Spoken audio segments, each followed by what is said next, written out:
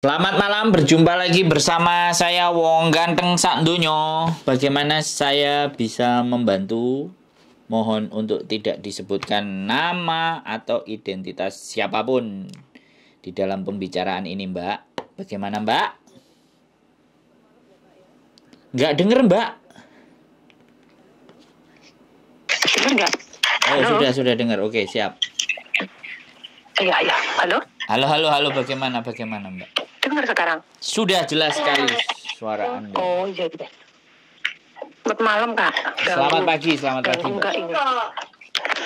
Mai pingko. Halo, Mbak. Halo, Kak. Ya, halo. Hula. Ini, Kak. Aku mau tanya ini, Kak. Boleh. Ini loh, kalau kitanya punya kasus kayak gitu, kitanya nggak boleh cuti ya, Kak ya? Sebentar. Kasusnya ini kasus apa, Mbak? Kemarin itu kan aku itu loh jual ATM kayak gitu loh, Kak. Oh, money laundry. Iya. Sampean harus rajin lapor ya. Harus rajin lapor ke. Enggak, tapi kan aku udah ketangkep kan, Kak. Terus? Waktu bulan 9 itu bulan 1 kemarin aku udah ketangkep kayak gitu loh, Kak. Terus? Ntar sidangan lagi bulan 4 kayak gitu loh, Kak. Nah, terus? Aku tuh maunya kan mau cuti bulan 4 itu kayak gitu loh, Kak. Tapi bisa nggak kayak gitu, Kak? Jadi gini, Mbak. Sampean cutinya sebelum bulan 4 apa sesudah bulan 4? Halo, Mbak. Dengar saya ngomong nggak? Ya putus-putus, Pak. Putus-putus. Gimana? Oh, ya kayak gini nih. Halo, masih putus-putus nggak? Halo, Mbak. Halo, iya. Putus-putus nggak? Saya dengar. Iya, putus-putus, ah. Saya tenang dulu, saya berarti. Sekarang masih putus-putus nggak? Udah sekarang. Oke, saya nanya, cuti sampean ini mau sebelum bulan 4 apa sesudah bulan 4? Sesudah bulan 4 kayak gitu. Oke. Jadi kalau sampean sudah kena kasus, terus nanti ada sidang, itu sidang terakhir apa nggak tahu? Belum, baru sidang pertama. Jadi gini, nanti kita ikuti sidangnya.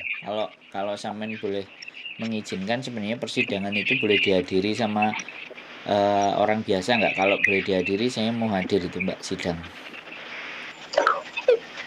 Enggak, kurang tahu saya, Kak. Nanti tanya ya. Oh iya. Nanti kasih tahu tanggalnya aja. Jadi gini, Mbak, kalau sampean bertanya ke saya, apakah ketika sampean selesai sidang itu boleh pulang apa enggak? Tapi yang jelas gini, sampean punya catatan kriminal, ya. Iya. Catatan kriminal pertama itu nanti tergantung sidang apakah diputuskan memang kesalahannya fatal ataupun tidak. Karena hemat yang pernah cerita ke saya dengar, visa tidak turun itu gara-gara bisa jadi melanggar lampu merah atau bahkan merokok di tempat umum itu bisa tidak turun visa. Atau yang lebih parah sebenarnya kemarin masalahnya bukan hanya itu, tapi ini masalah mencuri ayam di Waihong, karena itu mencuri. Jadi itu aja dia finish loh, dia posisi finish, tapi kenapa visa nggak turun? Kemudian si agent tanya sama imigrasi alasannya apa, kan pasti harus tahu kan agent ketika petugas imigrasinya ngomong, ini dia punya rekod pernah nyuri tanggal sekian di Waihong, lapor polisi, dilaporkan ke polisi, KTP-nya dicatat. Untung bisa damai, artinya orang Waihongnya mau diganti rugi atau apa gitu nggak masalah, tapi yang jelas itu udah masuk catatan. Nah, apalagi sampean money laundry, tapi sekali lagi di saat sampean nanti sidang, ketika sampean mengaku oke, saya misalnya bersalah, terbukti bersalah, atau saya sebenarnya tidak tahu, saya kan nggak ngerti ceritanya sampean ketangkep itu, sampean jawab ke mereka tidak tahu atas ketidaktahuan sampean atau sampean menjawab, "Ya, saya tahu, ya saya melakukan." Nah, itu yang menjadi pembeda yang makanya harus kita diskusi. Apakah sampean nanti bisa apa tidak? Tapi selama sampean tidak memperpanjang kontrak, menurut saya cuti balik lagi kemungkinan masih bisa. Tapi pada saat sampean perpanjang kontrak atau tambah lagi, nah itu yang bisa menjadi catatan. Oh iya. Jadi catatan ya. Kalau catatan itu belum tentu tidak boleh loh ya. Tapi ada catatan gitu. Terus gimana? Iya. Kemarin tuh sempet aku juga ini kan takut visaku nggak turun kan Kak. Waktu aku kan renew kontrak kayak gitu. Terus? Aku kan juga takut, takut visaku nggak turun kayak gitu. Nah, majikan kan juga iniin aku terus kayak gitu. Terus? Katanya pihak polisi itu telepon sama majikan tanya paspor aku kayak gitu loh Kak. Terus? Nah, emang paspor aku pas waktu itu aku pas renew kayak gitu, renew kontrak, dikirain tak gadein kayak gitu. Tapi kan enggak, emang bener-bener aku renew kontrak kayak gitu. Terus? Nah, terus pihak mungkin nggak tahu pihak imigrasi, nggak tahu pihak polisi yang telepon majikanku lagi kayak gitu. Apa itu berarti ini ya masih di tempat kamu kayak gitu, masih di tempat majikan. Iya, dia masih di tempat aku kayak gitu. Nah, terus apa itu polisi tuh kasih tahu majikanku dia nggak boleh ini loh pulang ke Indo atau cuti kayak gitu loh Kak. Polisinya udah bilang begitu. Bilang ke majikanku, tapi kan aku ditakuti sama majikanku kayak gitu. Ntar kamu itu di penjara, ntar kamu itu iniin makan duitnya kayak gitu. Aku udah tak kasih tahu, aku nggak makan duitnya, emang aku salah, aku jual itu, tapi kan aku nggak tahu kayak gitu loh Kak. Itu, tapi alhamdulillah visaku turun Kak kemarin itu juga sempet takut juga baru turun kemarin itu. Gimana Kak? Kalau dengan majikan yang sama, majikan sampean kan bisa memperjuangkan. Jadi itu masih memang kemungkinan turun besar dan buktinya bukan kemungkinan lagi bisa turun. Tapi di saat ke majikan yang lain, nah di situ karena majikan lain kan nggak tahu kasusnya sampean. Iya, jadi persoalannya bukan di majikannya nggak tahu, tapi pihak imigrasi pastinya akan mewarning orang-orang yang punya masalah gitu loh. Takutnya lagi imigrasi adalah ketika di majikan yang lain, sampean bisa mengulanginya gitu loh. Tapi kalau di majikan yang ini kan sudah jelas tahu. Iya. Jadi sebenarnya pihak imigrasi itu bukan tidak memperbolehkan sampean, tapi melindungi majikan yang baru, otomatis kan warganya kan Hong Kong, agar mendapatkan CC yang tidak melakukan tindakan kriminal kan begitu tuh Mbak logikanya. Makanya selama memang menurut saya, sekali lagi, ketika sudah sidang diputuskan dan ternyata sampean hanya kena didenda tidak masuk penjara misalnya nih kan, sampean menurut saya kalau pulang nanti balik lagi ke majikan baru, menurut saya sih nggak ada masalah. Oh bisa gitu ya Kak? Menurut saya, sekali lagi ini bukan menurut mereka loh ya, tapi ketika sampean pindah ke majikan yang berbeda, nah ini sudah beda urusan. Oh kayak gitu ya Kak? Iya, karena sekali lagi kan ketika sampean mau cuti apa semuanya dari keluar bandara kan sampean masih di dalam visanya kan masih di dalam tanggungan majikan yang ini gitu. Iya. Nah, jadi kalau jadi Hong Kong itu biasanya kalau sidang itu belum terselesaikan, maka sampean bisa jadi juga dicekal. Artinya ketika dicekal, kemudian sampean di bandara sudah beli tiket, bisa pihak bandara itu tidak mengizinkan sampean terbang. Itu juga bisa. Jadi kemungkinan aja begitu. Kemungkinan yang pertama sampean bisa, kemungkinan yang kedua dicekal. Tapi sampean tidak ditahan. Karena khawatirnya pada saat sampean mau cuti itu tidak ada izin dari majikan. Makanya kalau misalnya sampean mau cuti, bawa surat cuti dari majikan. Jadi di saat minta surat cuti, Pak. surat cuti resmi dan itu tanda tangan majikan memang mengizinkan sampean untuk cuti ke Indonesia dan balik. Nah, surat itu bisa dibawa. Barangkali ketika ada pencekalan itu bisa ditunjukin. Oh iya ya Kak. Ya. Bahwa sampean masih di dalam kontrak sama majikan ini namanya ini dan dia mengizinkan saya cuti. Nah, cuman kita nggak ngerti pertimbangan imigrasi bandara seperti apa terhadap sampean. Iya, paham. Jadi sampean sudah bisa. Jadi bagi saya sampean nggak perlu khawatir. Tapi yang dibutuhkan adalah persiapan.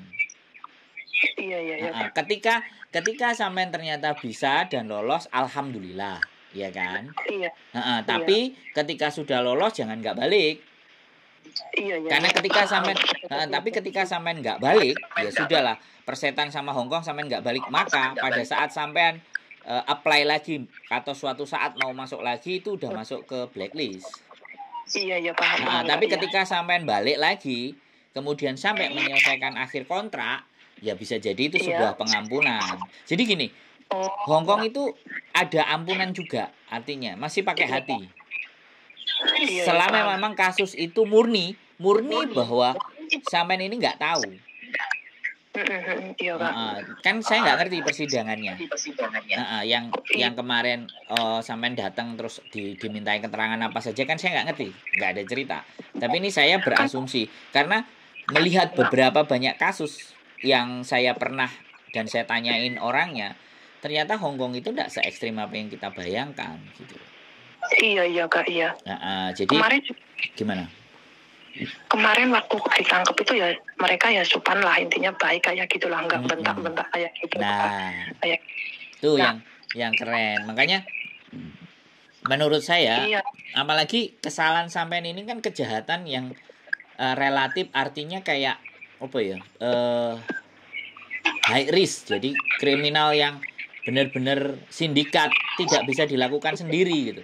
Nah, sampean apakah menjadi bagian dari situ kan kayak gitu. Ini marak masalah money laundry ini masih marak dan masih sampai saat ini. Karena sampean mau bercerita ini aku seneng. Jadi untuk yang lain agar berpikir lagi gitu. Karena yang dihajar biasanya memang anak-anak yang kepepet-pepet gitu loh. Iya Kak, tuh kemarin itu juga temanku juga kena semua Kak. Nggak tahu pas satu hari itu Kak, aku kan masih bisa telepon kan, masih bisa telepon temanku. Nah aku tuh habis jemput anakku sekolah, itu aku ditelepon sama majikanku. Tuh kamu dicariin polisi kayak gitu, polisi. Iya. Disuruh dicariin polisi 4. Nah aku ada apa? Iya dia ini nyari kamu, katanya kamu tuh ngambil duit banyak banget, kamu taruh mana duit itu, kayak gitu kan, marah-marah. Aku udah, waduh apa ini mas, pasti masalah ATM ini, aku juga kayak gitu tuh Kak. Nah habis itu aku tuh udah di bawah rumah itu udah ada Pak D2 kayak gitu. Ya udah tasku diambil semua kayak gitu, diperiksa kayak gitu. Kamu ini ya jual ATM ya? Saya mau nggak ngomong, tapi kan ada buktinya. Ada buktinya ATM itu. Iya, aku bilang gitu. Ya udah, sampai aku terus dibawa ke kantor polisi, diinterogasi. Itu banyak banget Kak yang kasus kayak aku kayak gini Kak. Itu anak Filipina juga ada kayak gitu kan. Iya, memang iming-imingnya ngeri kan. Sampean diming-imingi bagaimana atau seperti apa? Atau sampean kelilit utang? Iya, aku tuh sama temanku disuruh bikin, katanya ini buat jualan online kayak gitu, nggak apa-apa kok, nggak resiko kayak gitu dah. Ya udahlah kalau nggak resiko nggak apa-apa gitu. Padahal itu udah tuan, aku bikin tuh 2021 loh Kak. Ini baru 2022 aku kena ini lagi ketangkep kayak gitu. Nah, habis itu aku diinterogasi kan, ini duit ini dari mana kayak gitu. Ya aku nggak tahu. Ini kamu ngambil di sini kamu ya? Enggak Pak. Terus ada catatan teman-temanku juga ada ternyata Kak.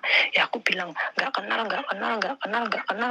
kayak gitu Kak. Akunya juga takut kan daripada ntar berkepanjangan kayak gitu.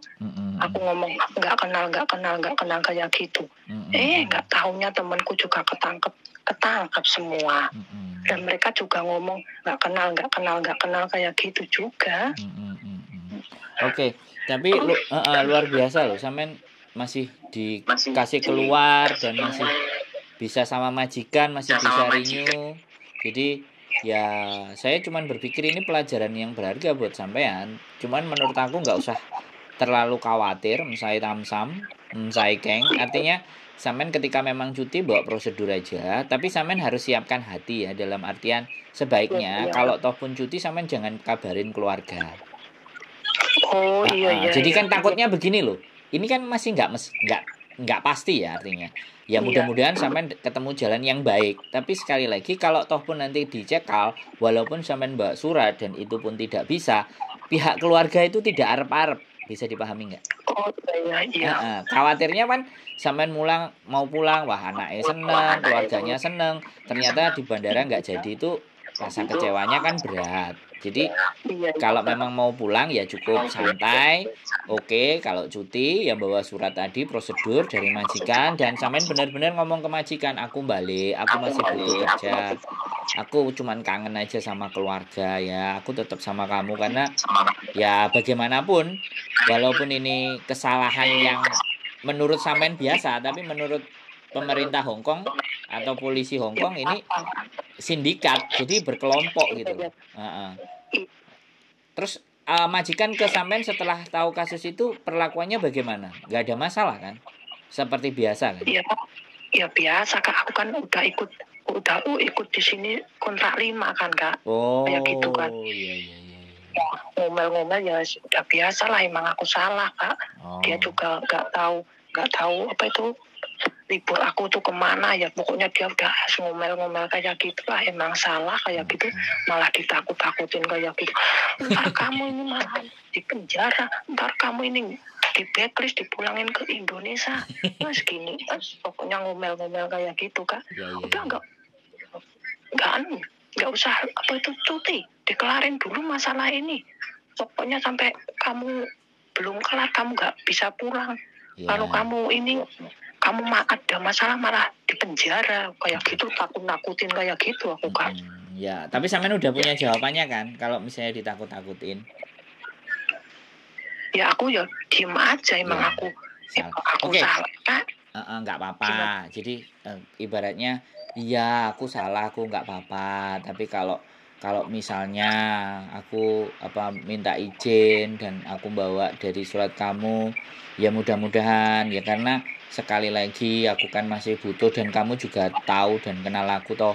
Aku tuh sebenarnya nggak ngerti saja, ya nggak apa-apa, aku salah. Artinya kalau majikan dilendoi kayak gitu dan kita ngomong baik-baik pun hatinya kan pasti kena toh. Apalagi sampai udah 5 kontrak sama dia. Jadi namanya pulang itu ya memang sekali lagi siapapun ya, siapa yang nggak kangen sama orang di rumah, itu wajar dan manusiawi. Tinggal kita ngomong aja, kita baik-baikin hatinya dia, terus habis itu kan pastinya ya itu. Jadi persiapannya kayak gitu. Kalau seandainya nanti habis sidang bulan 4 terus sampean pulang ya bawa surat izin, cuti, dan tiket baliknya juga sudah ada ibaratnya biar pihak bandara.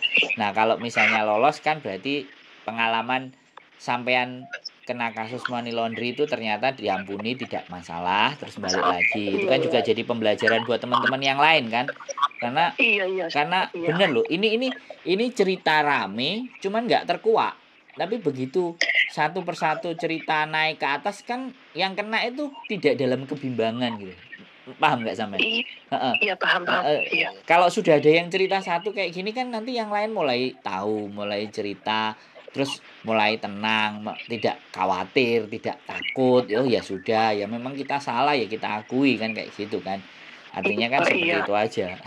Ngeri. Kemarin juga ada yang cerita sebelumnya cuman tapi nggak mau cuti, cuman dia takut aja mau sidang dan semua. Aku bilang ya nggak apa-apa kalau memang boleh saya nemenin, kalau nemenin sampean misalnya sidang ya aku masuk ke ruang sidang, kalau sidangnya terbuka boleh masuk kan, oke. Tapi kalau sidangnya tertutup dan tidak boleh orang lain masuk ya nggak ada masalah, nganterin di pintu aja. Intinya kan saya jadi tahu gitu loh masalah teman-teman. Kalau saya dulu ceritanya itu orang hamil, OS paper, terus suaminya yang gantiin di penjara, dianya yang di luar. Harusnya yang di penjara kan yang hamil.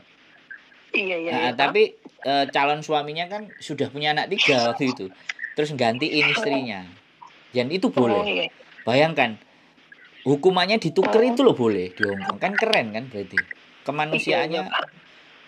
kemanusiaannya bagus sekali. Makanya nggak perlu khawatir menurut saya. Yang jawaban Samen sudah terjawab kan, pertanyaan Samen sudah terjawab berarti kan. Iya, aku ditanya itu apa itu, aku ngomong nggak tahu. Kamu ngambil duit di sono kayak gitu, nggak tahu. Terus dia itu tanya, kamu jual kemana kayak gitu kan. Ya, aku ngomong. Aku waktu itu aku ketemu temen di Samsipo kayak gitu dah. Terus namanya siapa kayak gitu. Aku nggak tahu namanya. Aku manggilnya cuma itu mami kayak gitu. Terus kamu itu tahu nggak nomor teleponnya? Udah nggak ada, aku bilang gitu kan. Nah, habis itu tahu tinggalnya di Samsipo di mana? Ya dia sering nongkrong kayak gitu. Aku nggak tahu lah, udah 2 tahun udah nggak komunikasi lagi kayak gitu. Ya udah kayak gitu. Terus dia itu nggak tahunya aku terus dapat kabar dari temanku juga ketangkep, dia juga takut kayak gitu. Nah, temanku yang satunya juga ketangkep kayak gitu Kak. Jadi kita tuh kan nomor HP kan diminta semua kan Kak. Kita ada HP itu diminta semua Kak, kayak gitu. Dicek sama mereka. Iya, dicek kayak gitu Kak. Nah, terakhir itu temanku yang satunya Kak, dia kan belum nunggu visa di luar kayak gitu, belum masuk majikan kan. Dia itu susah, belum ketangkep. Lah, habis itu dia itu mau ngensel majikan, suruh ke imigrasi Kak, sama agentnya. Terus? Udah, habis dia terus ke imigrasi, kena dicek kan, dicek sama KTP-nya, ditelepon sama Pak Abdi, diteleponin. Udah dari situ dia ketangkep kayak gitu loh. Tinggal 1 orang itu, ya intinya kan dia udah dikasih tahu sama kita Kak, kayak gitu. Dia juga tenang kayak gitu loh, tapi juga HP-nya 2 diambil semua loh. Tapi diambil dikembalikan kan? Enggak loh Kak. Sampai sekarang nggak dikembalikan? Iya, nggak dikembalikan. Oh, jadi barang bukti itu nanti di persidangan? Iya Kak. Ya wis nggak apa-apa. Jadi menurut aku wis tenang. Jadi kan pertanyaan sampean tentang cuti tadi sudah terjawab kan? Iya Kak. Makasih ya Kak. Sudah, nggak apa-apa. Kan sekali lagi justru saya yang berterima kasih ketika sampean bertanya sesuatu dan ini naik ke atas, ke permukaan, ke YouTube, biar teman-teman juga tahu bahwa kita tidak perlu khawatir, ya kan. Sekali lagi kan masih ada banyak yang takut kan karena kasusnya nggak cuma 1-2 orang loh Mbak. Ini bisa mencapai ratusan. Ini 30 Kak, waktu kemarin itu aku. Ya, yang itu kan satu angkatan di sampean. Kan belum lagi iya, di sindikat yang lain, kelompok yang lain, geng yang lain. Iya Kak. Iya, nggak apa-apa. Tapi ya sudah, sekali lagi sayanya berterima kasih justru, dan teknik dan strateginya, triknya tadi kayak tadi ya, kalau memang mau pulang. Jadi benar-benar sama majikannya jaga hubungan terus, baik-baik semuanya. Karena bagaimanapun kan kalau kita masih butuh rezeki sama mereka, ya apapun ceritanya, sampean luar biasa. Pokoknya nanti kalau sidang di bulan April, bulan 4, tolong saya dikasih ya. Sampean kasih tanggalnya, terus kalau suatu saat nanti coba saya ikut sama sampean kira-kira boleh nggak mengikuti. Biasanya boleh, biasanya juga nggak boleh. Biasanya tertutup, ada yang terbuka. Kalau terbuka kan enak, saya bisa ada. Saya pingin ngeliat Oh iya, juga. Kak. Soalnya saya ini kurang kerjaan, Mbak, makanya cari-cari kerjaan. Iya kan, ntar bulan 4 Kak, aku kasih tahu Kakak ya Kak ya. Nggak apa-apa kalau ataupun sampean dari polisi atau apa mau cerita juga, saya nggak ada masalah. Oh iya. Iya, jadi Ini Kak, kitanya temen-temennya itu berurutan. Waktu ketangkepnya itu temanku itu jam 4, akunya setengah 5, terus temen yang satunya itu jam 6 kayak gitu. Terus sidangannya ntar urutan. Temanku yang jam 4 itu duluan, terus aku, terus temen yang satunya kayak gitu Kak. Ya nggak apa-apa. Yang penting nggak usah khawatir, ya tetap bekerja dengan biasa, dan nggak usah kalau bingung-bingung bisa telepon aja. Nanti ben gak khawatir. Saya rasa Hongkong baik-baik saja kok. Iya Kak, iya. Ya namanya Kak takut banget juga Kak. Ya udah, makasih banget ya Kak ya sarannya ya Kak ya. Siap selalu Mbak E. Terima kasih banyak. Yuk. Bye-bye. Sehat selalu Kak. Amin. Sukses selalu Kak. Malam. Oke teman-teman semua ya. 2021 money laundry kejadiannya. 2023 baru kena masalah. Jadi siapapun teman-teman yang di luar sana yang tersangkut dan terkena kasus money laundry, ya kita cuma menyampaikan nggak perlu khawatir ya. Kalau memang butuh menyerahkan diri dan melaporkan supaya kalian tidak kena masalah. Tapi kalau kalian tetap bertahan di dalam juga nggak apa-apa, karena namanya Hongkong ini semuanya terhubung. Kalau sudah KTP, kalau sudah data bank, itu kan pasti rekotan data identitas dan semuanya itu pasti tercover. Jangankan kok begitu, pembunuhan aja 3 hari di Hongkong bisa kelar. Jadi nggak perlu takut, nggak perlu khawatir, semuanya sudah terjadi. Jadi harus kita hadapi dan kita akui bahwa kita yang salah. Itu saja, tidak perlu berbelit-belit sama di Hongkong itu tidak.